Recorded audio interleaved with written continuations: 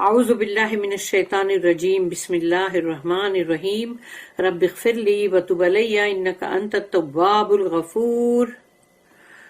سورہ بنی اسرائیل آیت نمبر 39 and 40۔ تو یہ جو چوتھا رکوع تھا ہمارا یعنی کہ سیکشن نمبر 4، اب یہ آیت نمبر 40 پہ ختم ہو رہا ہے، یعنی کہ چوتھا رکوع یاد رکھنا بنی اسرائیل کا بہت امپورٹنٹ ہے، کیونکہ ہم اس کے اندر تمام جو 10 کمانڈمنٹس ہے وہ پڑھ رہے تھے، یعنی 10 احکام۔ تو آیت نمبر 39 and 40 پڑھنے جا رہے ہم۔ آیت نمبر 39، ذالک مما اوحا الیک ربک من الحکمت ولا تجعل مع اللہ الہا آخر فتلقى فی جہنم ملوما مدحورا۔ رب اشرح لی صدری ویسر لی امری واحلل عقدۃ من لسانی یفقہوا قولی۔ اللہم ارنا الحق حقا وارزقنا اتباعہ وارنا الباطل باطلا وارزقنا اجتنابہ، آمین یا رب العالمین۔ یا اللہ، اللہم ربنا نور قلوبنا بالایمان واشرح صدورنا للاسلام، اللہم وفقنا لما تحب وترضا، آمین یا رب العالمین۔ تو آیت نمبر 39 جو ہے ذالک مما اوحا الیکا، یہ جو ہم نے وحی کی ہے، یہ وحی ہم نے جو کی ہے الیکا آپ کی طرف، یعنی رسول اللہ صلی اللہ علیہ وسلم کو اللہ کہہ رہا ہے ہم نے آپ کی جانب یہ وحی کی ہے، اور اس وحی کے اندر یعنی اس ریولیشن کے اندر من الحکمہ، اس کے اندر مطلب وزڈم بھی ہے، یعنی اس کے اندر حکمت ہے۔ یہ قرآن تو پورا کے پورا حکمتوں سے بھرا ہوا ہے نا، تاکہ اس کو فالو کرے انسان، اور جب فالو کرے اور اس کو مطلب اچھی طرح سے فالو کرے تو اس کی زندگی دنیا میں بھی جنت بن سکتی ہے۔ مطلب اس کو لیکن فالو کرنا پڑے گا وہی جو اللہ کو پسند ہے، جس کے لیے اللہ نے حکم کیا کہ بھئی یہ ڈوز ہے اس کو کرو، یہ ڈونٹس ہے اس کو مت کرو۔ تو وہ تمام چیزیں جو ہے اس کو کرنے سے ہم دنیا کے اندر بھی اپنی لائف کو جنت بنا سکتے ہیں، کیونکہ ہم اللہ کی مرضی پہ چل رہے ہیں نا۔ لیکن اگر اللہ کی مرضی کے خلاف جائیں گے تب کیا ہوگا؟ تو دنیا میں بھی اس کا کوئی نہ کوئی عذاب ہوگا، لیکن آخرت میں تو یقیناً عذاب ہوگا۔ اللہ ہم سب کو بچائے اس سے جس سے اللہ ناراض ہوتا ہے۔ تو ذالک مما، یہ وہ ہے یعنی کہ یہ ہے جو مما اوحا، اوحا میں وحی، الیک ربک، یہ تمہارے رب کی طرف سے تم کو جو کیا جا رہا ہے یہ وحی، من الحکمہ، اس کے اندر حکمت ہے۔ ولا تجعل، اب یہ بات آ گئی، شروعات میں بھی آئی تھی 10 کمانڈمنٹس کی شروعات میں کہ کوئی بھی دوسرے خدا معبودوں کی بندگی مت کرنا اللہ کے سوا۔ اب یہاں پر ہے کہ ولا تجعل مع اللہ الہا آخر، اللہ کے سوا کسی اور الہ کی بندگی مت کرنا، کسی بھی آبجیکٹ کی بندگی مت کرنا، کسی بھی وہ جو بولتے ہیں نا مطلب جو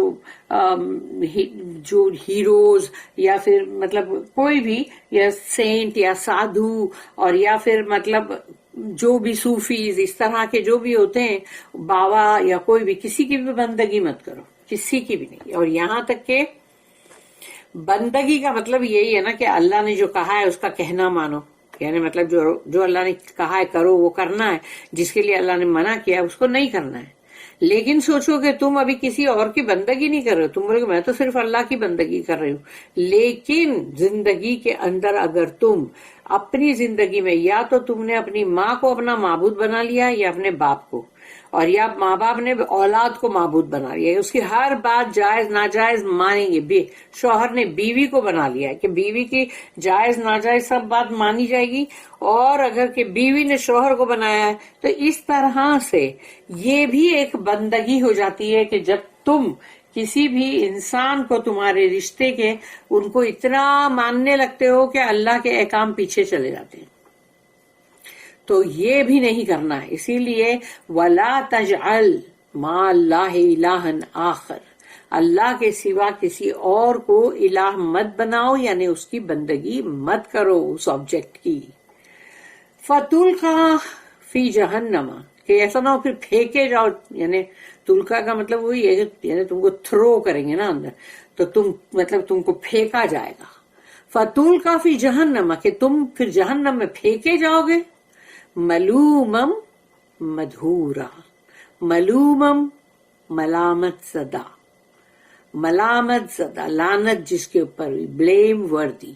تو ملومم، مدھورا وہ جس کو دھکے مار مار کے پھینکا جا رہا ہے جہنم کے اندر، دھکے مار مار کے پھینکا جا رہا ہے، اتنا ریجیکٹڈ اور رد.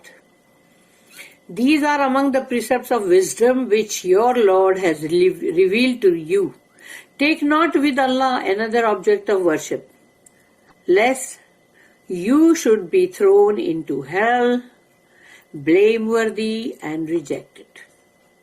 اس کی دو نوٹس ہیں، ایک تو ہے 2224-2225 یعنی 2224 and 25.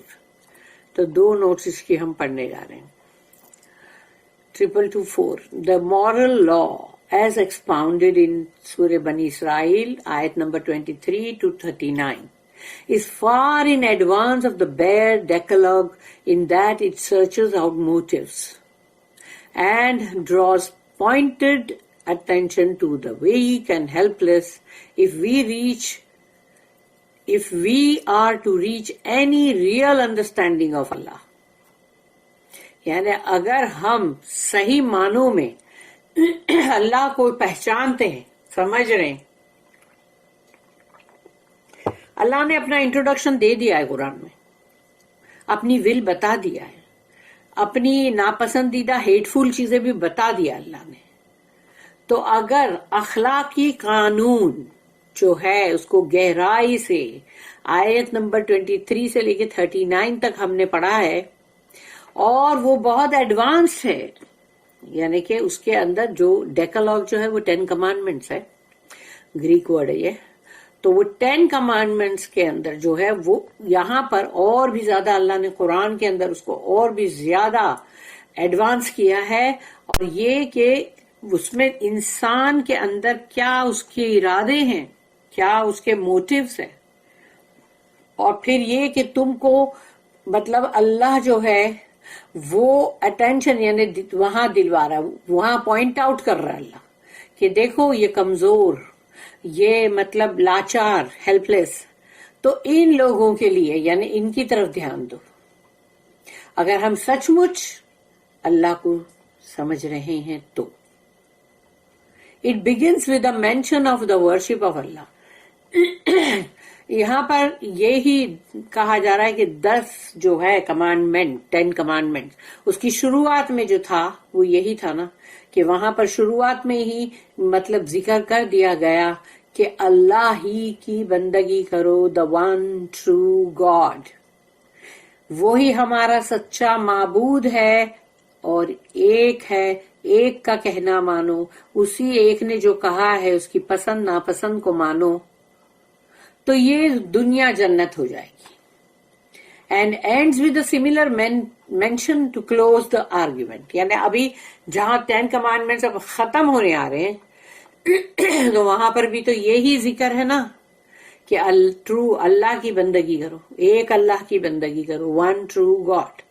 thus emphasizing the fact that the love of Allah embraces the love of man. یعنی اس چیز کو یہاں پر اور ایمفسائز کیا جا رہا ہے، یعنی اور ابھارا جا رہا ہے کہ اللہ سے اگر محبت ہے، اللہ کی محبت اگر ہے، تو پھر انسانوں کی محبت جو ہے وہ بھی اپنے اندر پیدا کرو. کہ اللہ کی محبت اگر ہے تو پھر انسانوں کی محبت بھی ہونی چاہیے، اور practical help of our fellow creatures, اور جو بھی ہمارے مطلب آس پاس کے تمام ہمارے جو لوگ ہیں، جو رشتہ دار ہیں، جو پڑوسی ہیں، تو ان سب کی یہ دیکھنے کی ضرورت ہے کہ ان کو پریکٹیکلی تم کو کیا مدد کی ضرورت ہے وہ دو، اپنے جا کے یعنی مطلب اپنے آپ سے اپنا جا کے فزیکل ہیلپ ہے تو وہ دو، اور اب اس کے اندر مطلب نیکسٹ جو ہے 225 جو ہے نیکسٹ نوٹ، اس میں بلیم وردی. تو بلیم وردی ہم نے آیت نمبر 29 میں بھی پڑھا تھا کہ وہاں پر بھی بلیم وردی ورڈ تھا کہ مطلب ملامت زدہ، اور یہاں پر بھی ابھی ہم نے پڑھا کہ ملامت زدہ، کہ ویسا ہو کر جہنم میں پھینکا نہ جائے. Between which and this verse there is mention of crimes committed out of covetousness and selfish disregard of other people's right. ایک تو یہ کہ بندہ جو ہے، جو اس کے جو بھی مطلب جو سن ہے، جو کرائمز ہیں، جو وہ کرتا ہے گناہ، وہ ہرسی دنیا عذاب الموت ویسے بھی بولا جاتا ہے نا.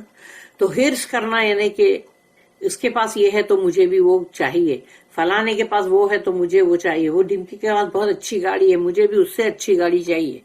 تو یہ جو ہوتا ہے یہ کویٹسنس کی یہ ایک ہوتا ہے جو کہ غلط انسان کرتا ہے سب.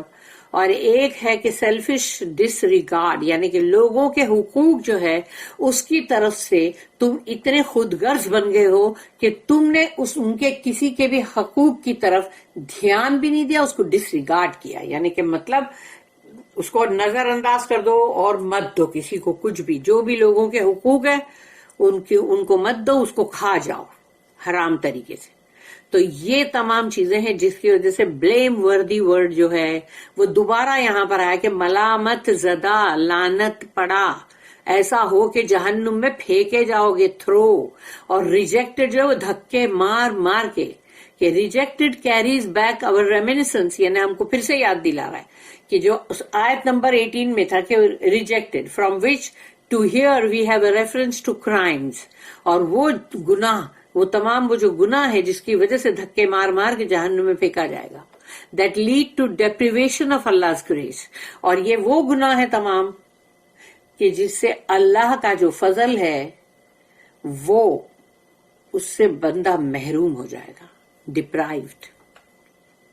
The latter is of course wider than the former. پہلے کی جو ہم نے پڑھے 18 میں اور ابھی جو ہم نے پڑھا اس میں دونوں کے اندر یہ زیادہ مطلب اور بھی زیادہ بڑھ کر ہم کو بتا رہا ہے نا. Note how subtly the two streams of thought are here conjoined. یعنی دو طرح کی جو یہ بات ہے یہ دونوں اتنی اسموتھلی مطلب ملا دی گئی ہے جیسے کہ دو ندیاں بہتی ہوئی آئی اور ایک ہو گئی. تو یہ ریپیٹڈ بھی ہوتی ہے نا آیتوں کے اندر. بلیم وردی، ریجیکٹڈ، ابھی بھی ہم نے وہی پڑھا، دھکے مار مار کے پھینکا جائے گا جہنم میں، اور ملامت زدہ ہو کر. بلیم وردی اینڈ ریجیکٹڈ. اب ہے آیت نمبر 40. افاصفاکم ربکم بالبنین واتخذ من الملائکۃ اناسا انکم لتقولون قولا عظیما. اب یہ ہے آیت نمبر 40. اس میں اللہ کہہ رہا ہے افاصفاکم ربکم بالبنین، تو تم نے اب یعنی کہ مطلب پریفر کیا ہے اپنے آپ کے لیے بیٹے. اے عربوں، اے عرب لوگ، او پیگنز، تو کیا تم نے کہ تم نے اپنے لیے تو بیٹے یعنی کہ پسند کیے ہیں، اور واتخذ من الملائکۃ، یعنی تم ایسا بتا رہے جیسے کہ تمہارے رب نے تمہارے لیے بیٹے پسند کیا ہے، تمہارے رب نے. تو یعنی تمہارا رب تم کو بیٹے دے رہا ہے، تو یعنی تم کو یعنی اس نے تمہارے لیے پسند کیا ہے بھائی تم کو بیٹے ہونا چاہیے تاکہ تمہاری ایک مضبوط وہ اسٹرانگ وہ بنے ایک آرمی.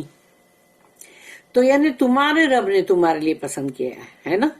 اور واتخذ من الملائکۃ اناسا، اور اپنے لیے اللہ نے لیا، رب نے، اور تمہارے رب نے اپنے لیے کیا لیا ہے؟ فرشتوں کو بیٹیاں بنا کر لیا اپنے لیے. واہ سبحان اللہ. یعنی اپنے لیے فرشتوں کو بیٹی بنا کے لیا ہے. اب اللہ یہ بات کہہ رہا ہے کہ لا تقولون، لا آ گیا کہ وہ جو اس کے اوپر سٹریس ڈالنے کے لیے کہ یقیناً تم نے جو کہا ہے لَتَقُولُونَ قَوْلًا عَظِيمًا، بہت ہی برا، یہ مطلب ہے یہ بہت خطرناک بات ہے، یہ بہت ہی ڈریڈفل بات ہے جو تم نے کہی ہے کہ اللہ نے تمہارے لیے بیٹے پسند کیا اور خود کے لیے بیٹیاں. استغفر اللہ، نعوذ باللہ. Has then your Lord, O pagans, preferred for you sons and taken for himself daughters among the angels? Truly, you utter a most dreadful saying. بھیانک بات ہے یہ اللہ کے لیے اس طرح سے بولنا. اس کی بھی نوٹ ہے 2226. Insistence on true worship means also exclusion of false worship or worship derogatory to Allah. یعنی کہ یہاں پر جب اللہ یہ انزسٹ کر رہا ہے کہ سچی بندگی کرو اور وہ بھی صرف ایک اللہ کی، اور ایک اللہ کے سوا کسی کی بھی اور کی بندگی مت کرو. جھوٹی بندگی جو ہے اس کے لیے منع کیا گیا، کوئی جھوٹی بندگیاں مت کرو، اور اللہ کے لیے گری ہوئی باتیں مت کرو کہ تم بیٹیاں بنا رہے ہو اللہ کے لیے. In circles where daughters were despised، یعنی ان کے سرکلوں میں تو ہمیشہ یہی ہوا ہے نا کہ ان کو بیٹیاں، تو ان کا منہ کالا ہو جاتا تھا کہ بھئی بیٹی پیدا ہوئی تمہارے یہاں. اب تو وہ ان کو بہت بھاری پڑتا تھا نا، تو وہ لوگ بہت سخت ناپسند کرتے تھے کہ بیٹی، یعنی کہ بیٹی پیدا ہوئی ہے تو اس کو زندہ گاڑ دو، مار ڈالو. یہی تو کر رہے تھے، اور اللہ کے لیے تم اس کو پسند کر رہے ہو. واو. In circles where daughters were despised and even their lives had to be protected by special legislation، یعنی خاص اس کے لیے اللہ نے قانون بنایا کہ بیٹیاں جو ہے ان کو حفاظت کرنے کے لیے ان کی. What could have been dreadful than ascribing daughters to Allah؟ اس سے بھیانک بات کیا ہوگی، خطرناک، کہ تم اللہ کے لیے بیٹیاں بنا رہے ہو. اللہ کے لیے بیٹیاں، اللہ کے لیے نہ تو کوئی بیٹا ہے کہ جیزس سن آف گاڈ، نو معاذ اللہ، اور نہ تو کوئی بیٹیاں دیوی دیوتائیں، کوئی نہیں ہے. اللہ خود اکیلا واحد ہے، اور وہ اکیلا ہی ہے جس کی بندگی کرو، اور وہی اکیلا ہے جس کی ساری بات مانی جائے. تو بندہ بہت سکھی رہے گا دنیا میں بھی اور آخرت میں بھی. اب اس کو ہم پڑھیں گے تفسیر ابن کثیر میں.